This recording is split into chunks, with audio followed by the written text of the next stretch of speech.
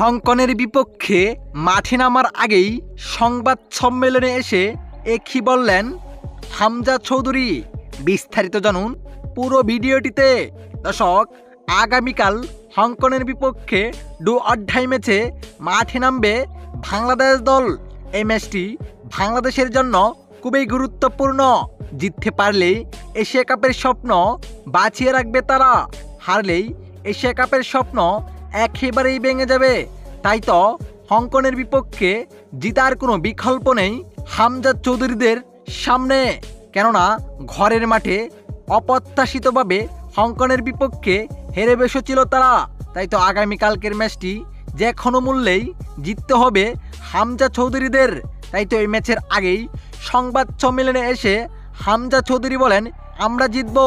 ঘরের মাঠে আমাদের কিছু ভুল ছিল, যে ভুলগুলোর কারণে আমরা হেরেছি। আমরা আগামীকালকের ম্যাচে কামব্যাক করব এবং আগামীকালকের ম্যাচ জিতে এশিয়া কাপের স্বপ্ন বাঁচিয়ে রাখবো।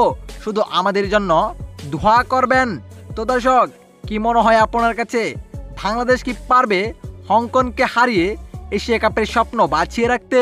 জানিয়ে দিবেন আপনার মতামত আমাদের এই ভিডিওর কমেন্ট বক্সে। এতক্ষণ আমাদের সাথে থাকার জন্য সকলকে ধন্যবাদ।